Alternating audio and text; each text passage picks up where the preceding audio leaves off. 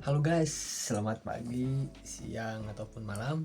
Perkenalkan, gue Muhammad Rajib Chandrian dengan nomor induk mahasiswa 0499196998. Gue dari unit program belajar jarak jauh Universitas Terbuka Bandung.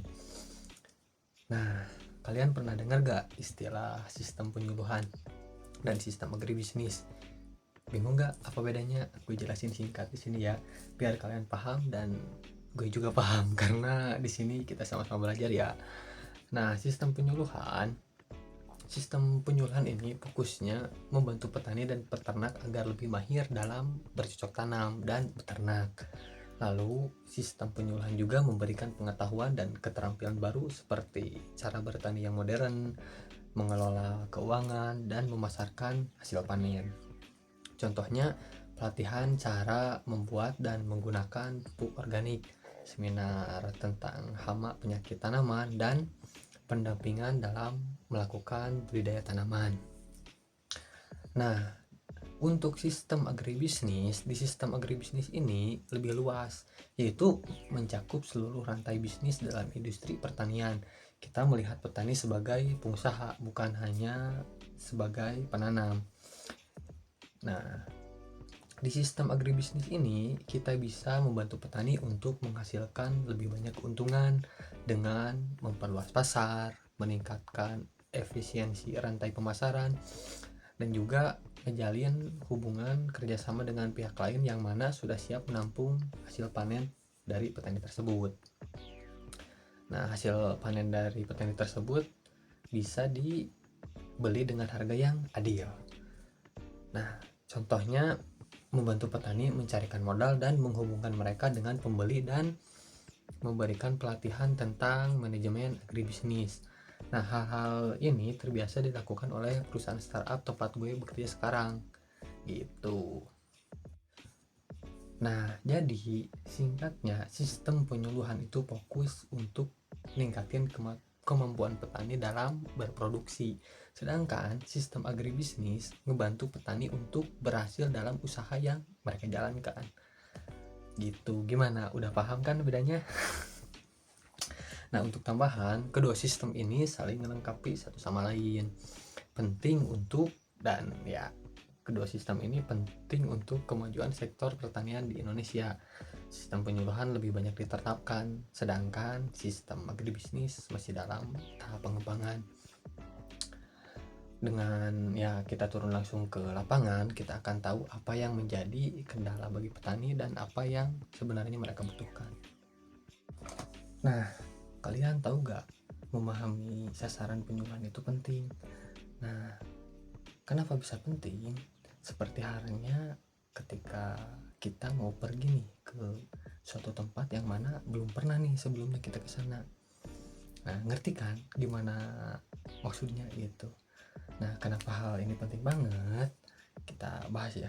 Nah, pertama, arah yang jelas. Jadi, sasaran itu bagaikan tujuan penyuluhan.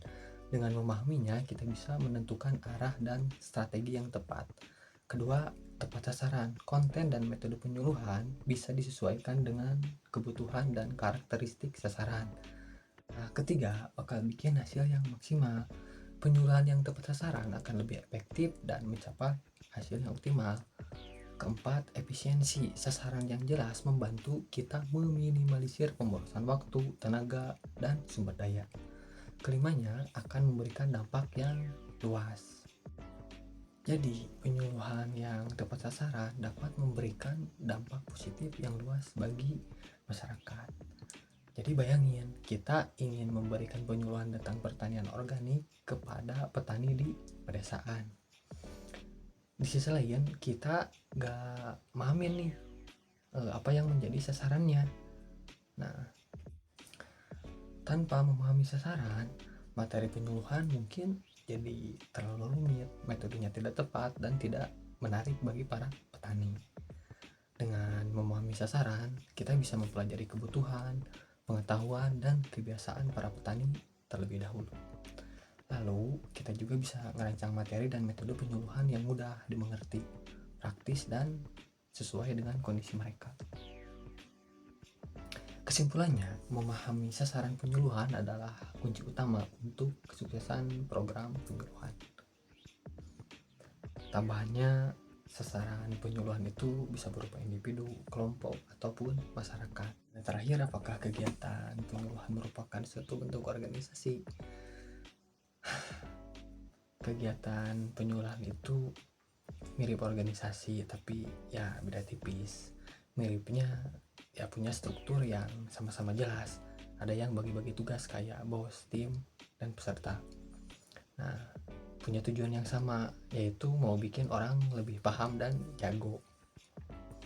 Nah, ada juga kerjasama, semua bertawak together biar penyuluhan tersebut sukses gitu. Lalu proses juga terstruktur, ada tahapan-tahapan yang jelas kayak bikin rencana, ngadain acara, dan evaluasi. Lalu dampak positif. Nah, penyuluhan pasti bakal ngasilin dampak yang positif. Kayak ya kita memberi nilai tambah berupa pengetahuan baru untuk audiens kita, ya seperti menambah pengetahuan baru untuk petani, dan mungkin juga kita bisa nge-share kebahagiaan gitu. Nah, bedanya penyuluhan itu lebih santai, kayak ngobrol bareng teman gitu, bukan kayak di kantor yang kaku. Lalu penyuluhan juga fokus pada individu, yaitu mau ubah cara pikir dan tingkah laku orang satu persatu. Nah, penyuluhan juga prosesnya itu jangka pendek, biasanya cuma sebentar buat ngejarin satu hal atau menyelesaikan suatu masalah. Nah, kesimpulannya penyuluhan itu kayak organisasi tapi lebih fleksibel dan fokusnya ke individu. So, intinya sih penyuluhan itu cara yang keren buat bantu orang lain berkembang dan hidup lebih baik.